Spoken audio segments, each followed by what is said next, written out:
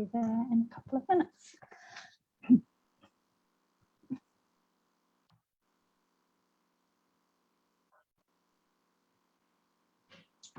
Okay, we should be live now.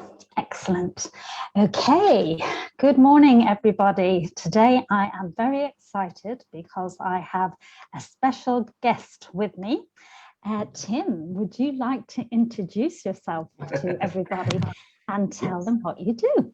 So I'm Tim Ritchie. I've been a teacher for 15 years, and I've recently started a parent support business called Tame Teacher. The idea being a bit like WebMD, of like, you can get hold of a doctor at any time, day or night, that you can get hold of a teacher and ask them questions and do that kind of thing. An experienced teacher that will help you out with any problems you've got with your children. Fantastic. Well, I am super excited to have you here because many of our parents in our group will be thinking about how they're going to get their child's school ready, really.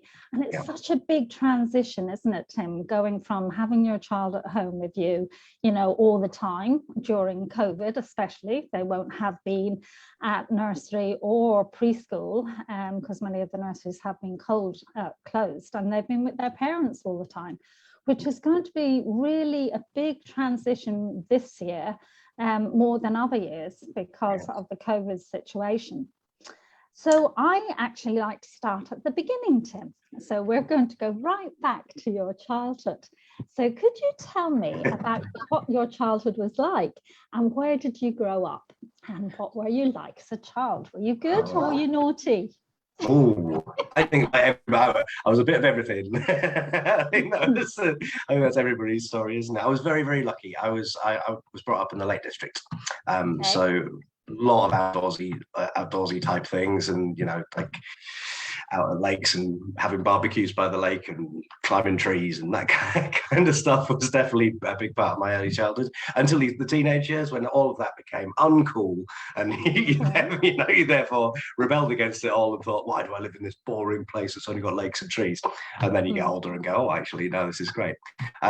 So yeah, as a sort of my mum and dad were very into playing like big family games and stuff like that, so board games and like playing games at Christmas, ridiculous games at Christmas that often my mum would set up. So we did like crazy things, like she had a set of pairs cards and we had to find them all over the county, and she'd give them to different people and given us clues to how they're all with different people. And then I think my uncle drove us about 175 miles or something that Christmas to try and all these things all around the country. This is the kind of thing my family did. So if you see that program Taskmaster, that's my Christmas every year. It was basically run by my mum. And then sort of as a child, I suppose I was a mixture of things, because I was quite sensitive, and I think there was a lot of like having that close family, a couple of sisters as well. So I was quite a sensitive little child, but then like any child, I had my little bits of getting into quite a bit of trouble with different bits and pieces. Some I'll admit to, some I won't. Those teenage bits and things like that. So it was up and down. But I think if you picked one word, it probably would have been that sensitive thing. Because even when those poor behaviours came up, it was probably with other things going on. Things like around my granddad passed away when I was sort of in about 13, which is very formative, isn't it? So that's when the real acting out kind of thing happens. So you mentioned that you have sisters. So are you the youngest or the middle child or the oldest? Where do you fit? I'm the oldest. Oh, so you're the big brother. So I was a lot of responsibility for you to try, to look after your younger sisters. I don't think I ever felt like that. I think, and I hope that's a sort of a good thing, really. But I didn't ever feel that like paternalist thing. Of course, like when they joined school and stuff like that, it was interesting, particularly as I was younger, of like because there's only 3 years between me and the middle child. I'm the older of the two sisters, so obviously she came in. It was that sort of mentory thing going to school, but both of them have always been, they're people that are strong people, and that, I want to respect that. And so I never really wanted to be that brother that's like, sure, because actually that's your things. And but then I'm there, if things, that's still the case nowadays, isn't it? Like if things are a problem, then of course I'll be there for them. But I was never really that, oi. Yeah, leave my sisters alone. I'm in to rescue them. Yeah, exactly. So I mean, a good balance, isn't it? People do need to learn those skills, young people, for sure. Yeah. It's an interesting one, isn't it? I think it's it's me thinking of, our audience here and the parents there that, might have those close siblings and children, how we balance that kind of thing of, I think it's a really hard balance to get right. And it's something they're going to learn, because if you're told, look after your sisters, look after your sisters, look after your sisters, then that's going to get a certain result. And if you're told you're all equal and your sister is just as strong as you are, and then that gives you a certain result. And it's a difficult balance to make sure you get right. And it's a choice, isn't it? Yeah, and I think, people's personality comes into that, and parenting style comes into that, and the temperament of the child. So when I work with my families, I use this kind of triangulation approach where you work with all three, really. So going back to your school days, what was school like for you? Would you say it was a positive experience or a negative experience for you? Again, a real mix. Probably on balance, I'd say definitely positive. I was very lucky. Catholic family, so Catholic primary school, generally really nice. Certainly, like teachers I really remember.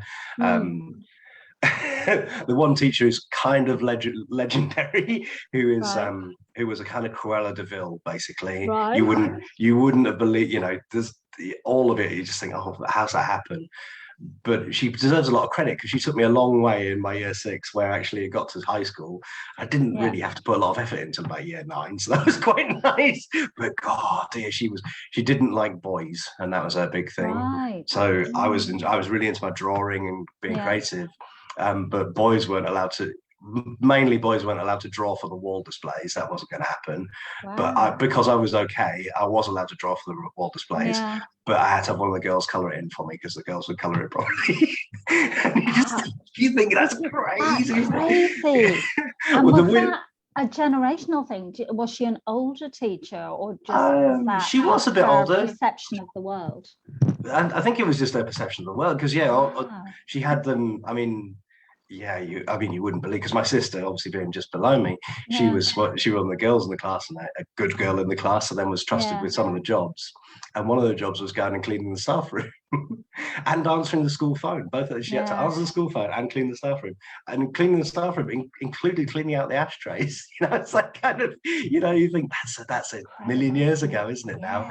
But the weird thing was, when I first qualified teaching, I went back and I did some supply work up in Cumbria while I was just finding my feet and to see what I was doing next. And she was still there. So I supplied for her and alongside her, and it was terrifying. And she still scared of her. Oh yeah, she even came and told one of my classes about my colouring in, how he was never any good at colouring in. I bet he still can't colour in. But like I say, incredible. Such an interesting, a lot of that I remember being very, going back after school holidays being horrible and feeling really, but then you look back on it and go, yes, there was a lot in there that was horrible, but she did add a lot of value of I learned so much, and took in so much, because it was terrifying not to, right? But but she took us a long way, where when we got to high school, I felt very well prepared for, there wasn't many terrors at high school. In terms of high school, that was again a similar sort of thing. I think everybody goes through it. I think I was on a video chat the other day talking about this, and I think it's that finding identity time of everybody feels like they had a spate of maybe feeling bullied, that might have been that finding your identity and doing that thing, and some people objecting to that being a bit different and that kind of stuff. So I had a bit of that was that was tough, but in general, when I found that community, the high school I went to was the comprehensive rather than the grammar. That was a big thing at the time. but it was, yeah, it was amazing. The opportunities there were incredible, and the community that was built there was fantastic. And yeah, I was lucky. My folks both had jobs in the school sort of latterly as well, so like it did really, you knew a lot of the people, and it was quite a nice feeling. Do you remember those early days of starting school and what it was like for you? You do. Talk us through that, because most of our mums are parents to under fives. So, they have that anxiety, and apprehension about, oh my gosh, how are they going to be in those early days? And I know certainly myself, I was terrible. I was one of those mothers that you probably hated, because I used to kind of look through the window and see, are they still crying? Are they settling? And the teacher used to have to come out to me and say, Mrs. Gwyndy, you need to go because you're making the situation worse. I was absolutely awful. So tell me about your early days in school, and was your mother like protective like me, or was she like, off you go, Tim? Well, there's a few, just so, because I think it's so vivid for me, because that's been a lot of my background. A lot of my work in school management when I was assistant head was for early years. We had a daycare centre, and we had the nursery, and we had the reception. People would be entering at all different times, and so I think for me, like, I've relived a lot of that through different things, so it is really vivid for me because of that. I remember it, very, very vividly. I think one reason I do is the teaching assistant for the reception class I joined lived 2 doors down for us, because you're in the Lake District. It's a small place, and she would always tell the story that I went in there, and she asked me at the end of the day, at the first day, of like, how's school gone for you? And she'd put it like that, and I was like, oh yeah, okay. And she's like, what's wrong? Well, it hasn't gone that well because I have to come back tomorrow. Yes. So I think I was that very serious, reasoned kind of thing. But then also, the other thing I know is that I was not particularly, I think my maths particularly was very, very low, because I remember being on like, how many ducks can you see on this page for a long, long time? Or was it 2 or 3, and I know that they had the reception teacher and my mum got together and were a bit worried about me, and they did have me tested, and it was a time where I had a piece of paper that said, we can't find any reason, he's just slow. So I've got that kind of thing. But there's loads that come that through the supporting families and those things. I don't think my mum was particularly clingy, but I think she was sort of behind the scenes. So she'd be, I know for a fact the Cruella de Vil teacher did moan to me once about like how often, don't you cry again, because your mum will be in telling me how he's not sleeping, and that kind of thing. So I know I do sort of, I think she was a lot behind the scenes kind of thing that I didn't see, which was probably a good way of doing that. But yes, it's really, really difficult, isn't it? I mean, it's totally. I don't think, I wouldn't say that we hate those type of parents. I think that would be the wrong sort of way of describing it. But we do understand it, and it definitely, certainly one of those things that my first piece of advice to any parent who's having that separation problem is definitely what those teachers are saying to you, like, look, step away. We will let you know if this carries on and it goes beyond. It gets to a point where we think this is inconsolable, what have you, because actually it's like a mountain. So the more it builds up, the longer it takes to come down. So actually, if you can make it, if you can make it a little bump, actually within 20 minutes they've found their feet, and they're going, okay, accepted. Mum's gone. I can't say I want mum anymore. Kind of thing. There isn't. And an occasional one you do have, and that's where you put into place things where, right, okay, we'll phone you, let's try and let's do 40 minutes a day, and let's manage an hour tomorrow, and let's do this, because like you say, the transitions are huge. No matter, even if you've done all that work and you've been to lots of groups and you've been to nurseries and they've had that time away from you and that kind of thing, it's so different when you go to the next level, like whether it's nursery or whether it's reception, particularly reception, because you've got like school lunches to deal with, you've got times where you've got to really sit and listen and be taught, and it's quite that one's quite a jump at 4 years old. So like definitely that. temperament plays a lot in it, doesn't it? Yeah. Because I know my 3 boys were very different in their temperament. You know, one of them would just run in, you know, not give me a second glance. The other 2 were, you know, okay. But my daughter was really high in sensitivity. And I was interested when you said that you were quite high in sensitivity as a child and how that transition was for you.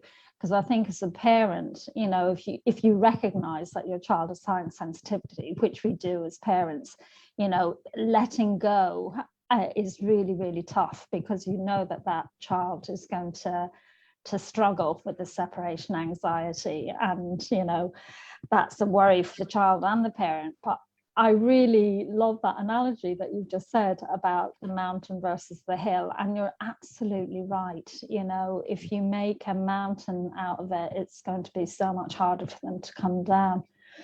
We were talking, I was talking on recently about high school transition with another group. And it's just that, you know, temperament is so important, because often, you know, these questions are really important to ask yourself, really, because often it's your hang-ups that you're putting onto them. And I think, you know, these parents are talking about that move to high school and, you know, the worry, and they're, you know, and it's those opportunities to talk without going, are you worried? Are you worried? Are you worried? Have you got any worries? Do you want to show any worries? Because the message you're just giving is you should be worried, you should be worried, you should be worried. And actually some kids, you know, if they're fine, you just leave them to it and on they go. Sorry about my cat. That's all right, that's life, isn't it? So I'm thinking about your own experiences, you know, as a child, and how has that influenced you in your kind of early years teaching experience, and how you relate to that, because you obviously really recognize it because you're in touch with it.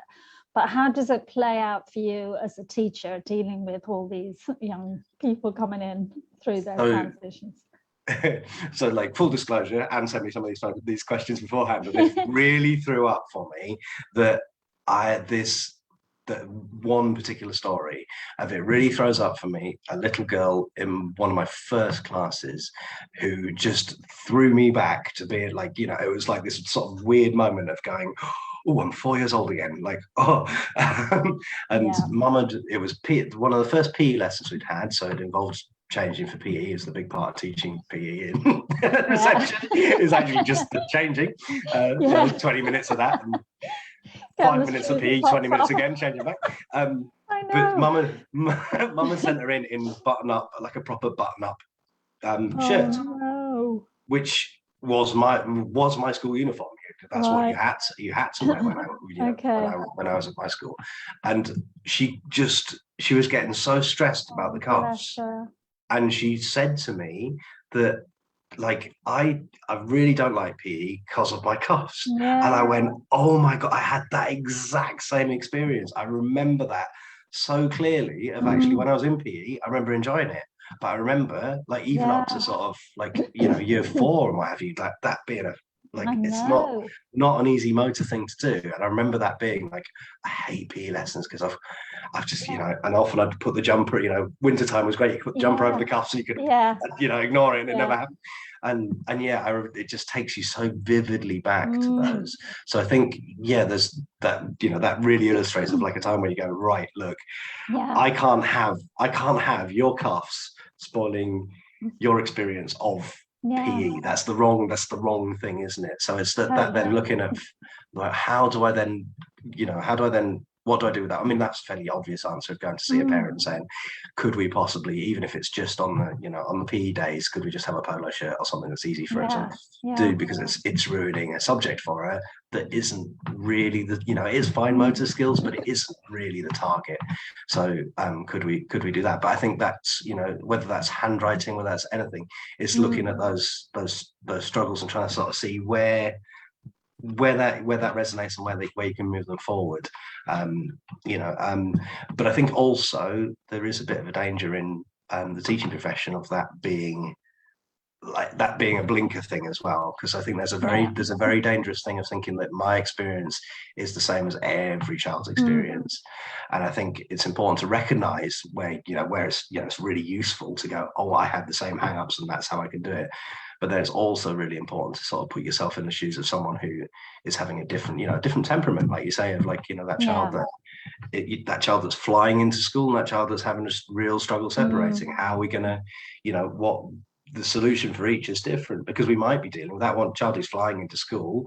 Yeah. We might be having to deal with a mum there who's not going to cope with that, of like, how dare he, like, just, and that, we got to help her with that empty nest syndrome and that kind of thing of like, because then there's the danger that, that mum quite naturally feels sidelined by that and wants to, does something to pull close, and actually maybe we want to encourage that, or maybe it is. I had one who was one child in the nursery who dad apologized to me, bless him, who they'd moved house and they'd been decorating, so he'd been allowed just total freedom in the house.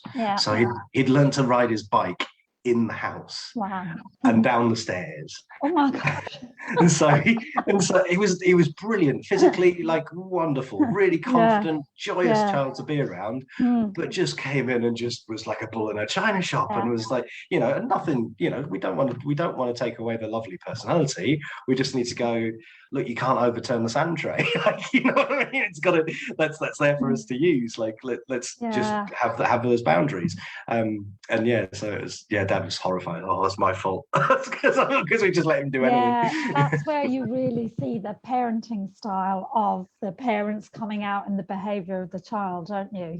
Some parents are a lot more permissive, and they'll let their child, do what they want pretty much without any boundaries, and then that's reflected in the classroom, isn't it? Yeah. Well, it's totally non-judgmental as well, of like, that was all. There's no right and wrong, is there? If you turn up and you're good enough, you're good enough. That's absolutely fine. And sometimes it's just like, oh, okay, that boundary hasn't gone in at home, but it is something that needs to happen in school. Or actually there's too many boundaries at home, and actually then coming into an environment where you've got to have a bit of independence and a bit of nous about you to go and investigate and do things. Actually, that's really difficult. Or maybe there's not time, there's not time for independence. The busy parents running around, they haven't had time to work on, let's put the coat on and spend 20 minutes a day looking at that, like, so they've never had the chance to do that, so they just don't. Absolutely. What would really be your top tips for parents over this summer? How can they get their child school ready?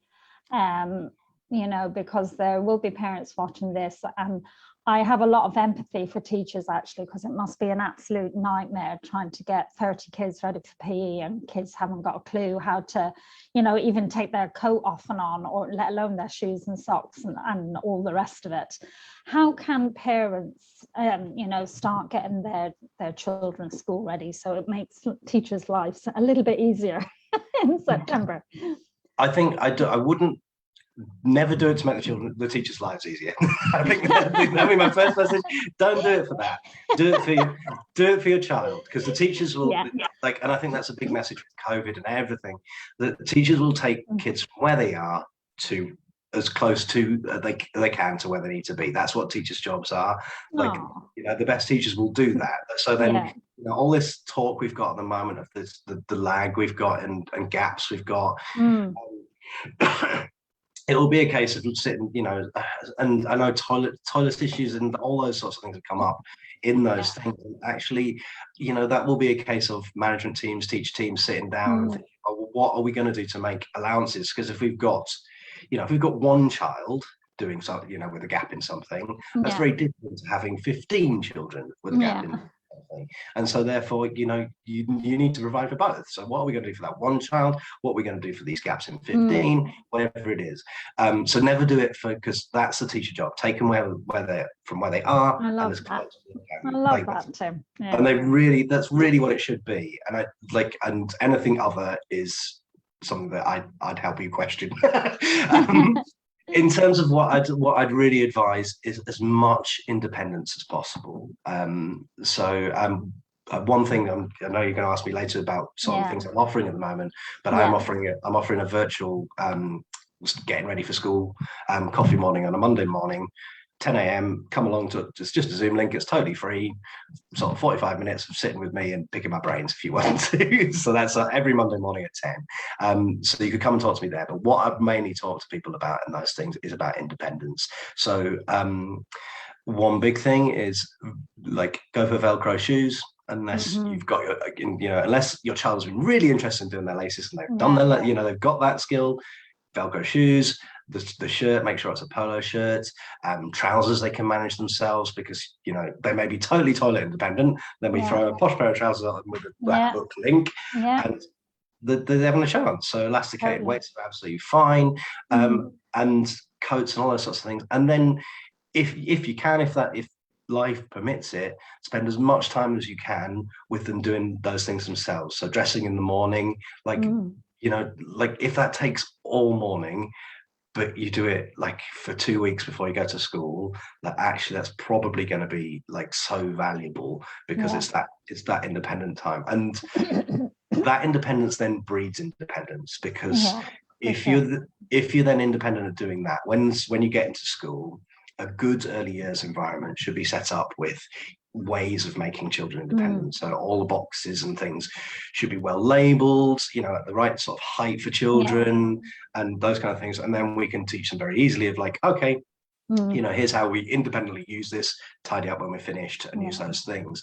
And actually, if you've already got those messages in your brain about how you do that with coats, shoes, toilet, then it's very, very easy to then go to apply the same sort of skills to those things. And similarly, the couple of extras would be like making sure your child is doing a bit of tidying up when they've finished whatever they're doing, is a really helpful thing, because it stops them getting into, why aren't you tidying? Like, because it's tidy time. There's quite often like and then, if that keeps coming up as a repeated behavior, then that can get to something where they're being, some behavior systems might penalize them for that.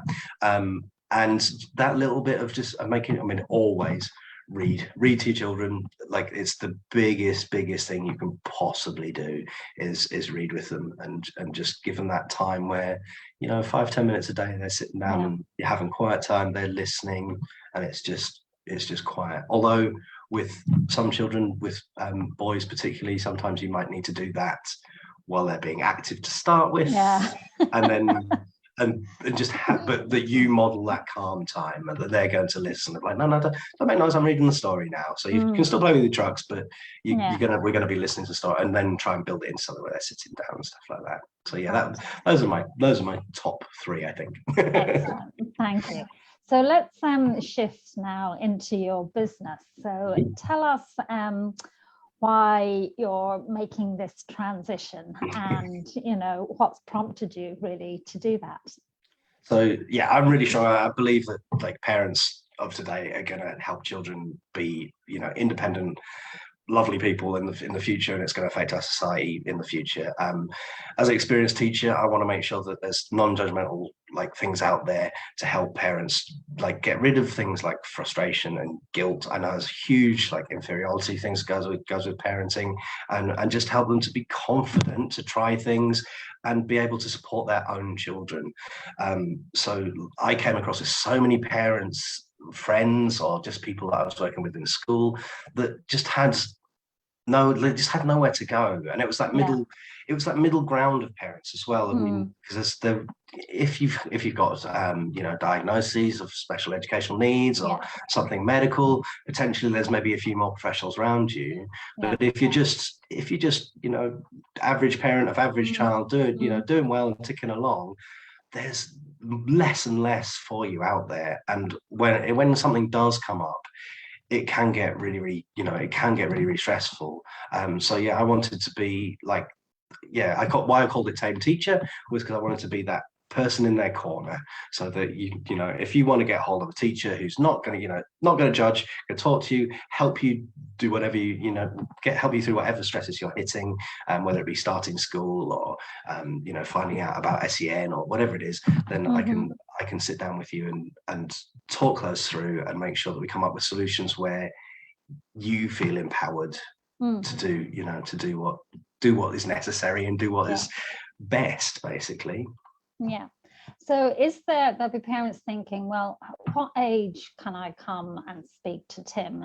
Is it too early to come and speak to you? Do I have to wait until, they're 4.5, going on 5? When is the best time to be having these conversations with you? Never too early. I've had conversations about selecting schools, for instance, like how are we going to choose which school to go to, and because that's a big thing of looking at, do you go on Ofsted, do you go on, catchment's a big thing, and all that kind of stuff, and oh god, the school no close to us doesn't look so good, or they someone's crashed through an Ofsted inspection, all that kind of stuff.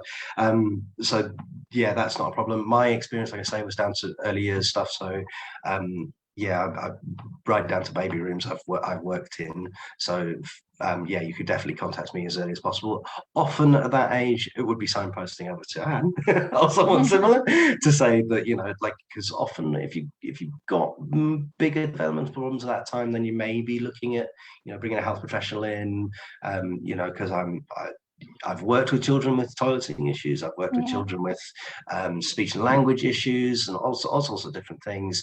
But often there's a sort of expertise, stop there. But definitely, if you wanted to talk anything to do with development, then yes, I could definitely help you through all those, those lumps and bumps, and particularly understanding it. That's one of the things I come across quite a lot, is just people coming to me with reports and going, they said he's not doing this, and quite often they're using that official documentation, things like development matters and stuff that you might come across that's got those, these milestones and these things in it, and then they write not yet doing these things, and it might be not yet walking up and down steps or something like that, and you go, hold on, like that's just an indicator of a skill set and a physical development. It's not, so what should I do to get them to do that? No, we don't need to worry about that too much. What we need to worry about is, are they physically mobile? Are we happy with their mobility and things like that? So yes, that's like understanding reports and things like that is something people that for younger ages come and see me quite a bit about. So there is no younger age. I wouldn't say, it's, the idea is to be there and not to, the idea is not to see me every week and all that kind of stuff. The idea is for you to see me and us to work on things and get things sorted and get you back to feeling happy and stress-free as quick as possible. So the less sessions I can charge you for, the better in my mind. So you already mentioned about your coffee morning, which I think is a great idea.